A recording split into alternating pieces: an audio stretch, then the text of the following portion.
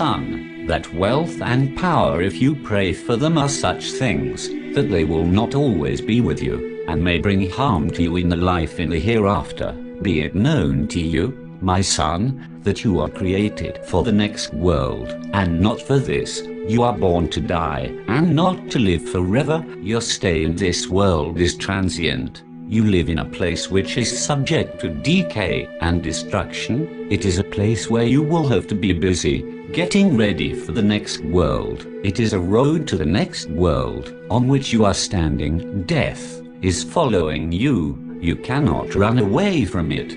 However hard you may try to avoid it, it is going to catch you sooner or later. Therefore take care that it may not catch you unawares, or when you are not prepared for it, and no chance is left to you to repent the vices and sins committed, and to undo the harm done by you.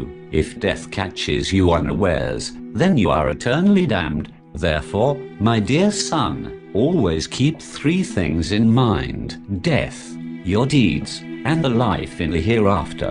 In this way you will always be ready to face death, and it will not catch you unawares. My dear son, do not be carried away, and be allured by the infatuations of the worldly people, in the vicious life, and its pleasures, and do not be impressed by the sight of their acute struggle to possess and own this world. God has very mercifully explained to you everything about this world. Not only the merciful Lord, but also the world has also told you everything. It has disclosed to you that it is mortal. It has openly declared its weakness, its shortcomings, and its vices. Remember that these worldly-minded people are like barking dogs, and hungry and ferocious beasts. Some of them are constantly barking at others. The mighty lords kill and massacre the poor and the weak. Their powerful persons exploit and tyrannize the powerless. Their inordinate desires and their greed has such a complete hold over them that you will find some of them like animals,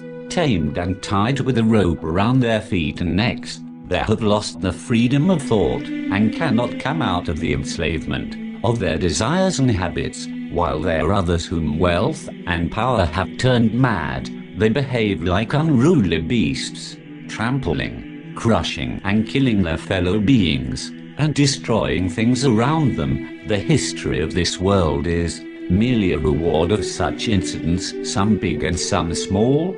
The difference is of might, but the intensity is the same. These people have lost the balance of their minds. They do not know what they are doing and where they are going. Scan their activities and study their ways of thinking, and you will find them confused and irrational. They appear like cattle wandering in a dreary desert, where there is no water to drink, and no fodder to eat, no shepherd to cater for them, and no guardian to look after them. What has actually happened to them is that the vicious world has taken possession of them. It is dragging them wherever it likes, and is treating them as if they are blind, because it has in reality blindfolded them against divine light of true religion. They are wandering without reasonable aims and sober purposes in the bewitching show that the world has staged for them. They are fully intoxicated with the pleasures amassed around them. They take this world to be their god and nourisher.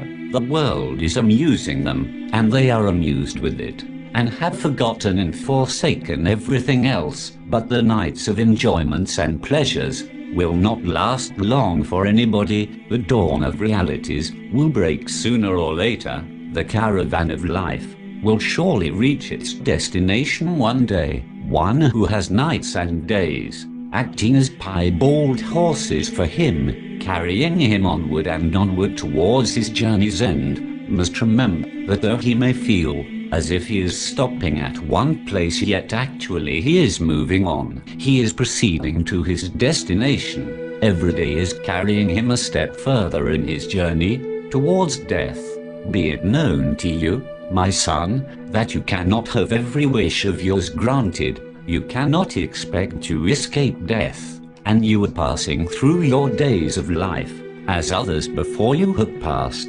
Therefore, control your expectations, desires and cravings. Be moderate in your demands. Earn your livelihood through scrupulously honest means. Be contented with what you get honestly and honorably. Have patience, and do not let your desires drive you madly, because there are many desires which will lead you towards disappointments and loss. Remember that every beggar or everyone who prays for a thing will not always get what he begs or prays for, and everyone who controls his desire has self-respect, and does not beg or pray for things will not always remain unlucky or disappointed. So, do not bring down your self-respect.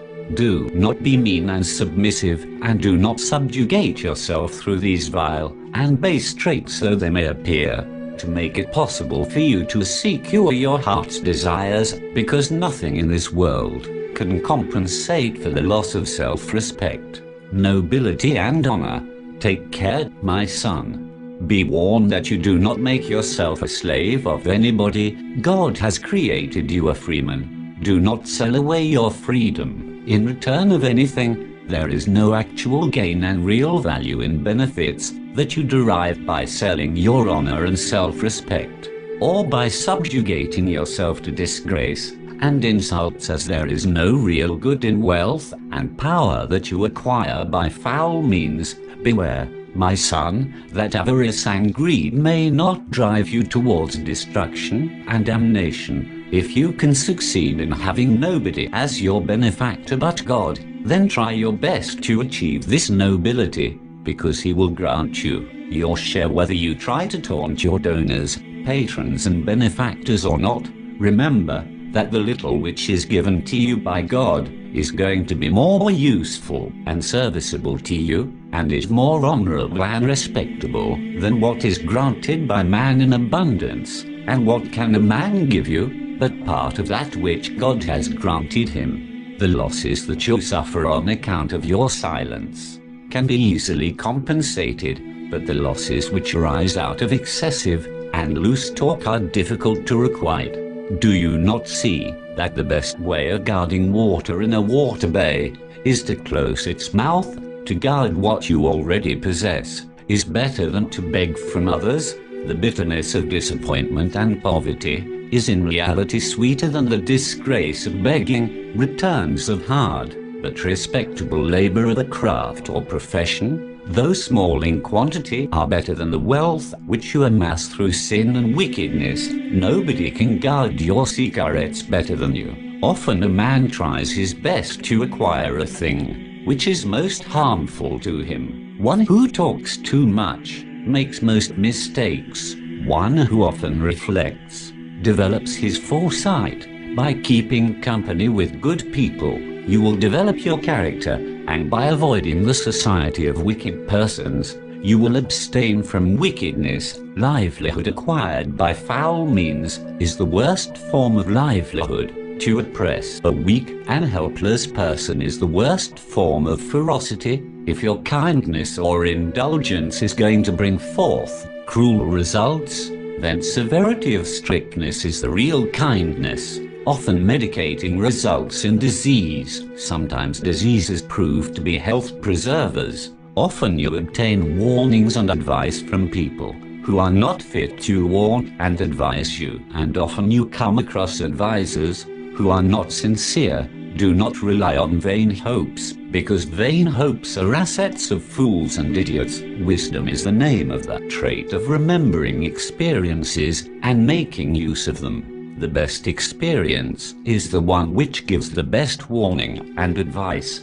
Take advantage of opportunities before they turn their backs on you. Everyone who tries cannot succeed. Everyone who departs this life will not return. The worst form of follies is to waste opportunities of this life, as well as to lose salvation. For every action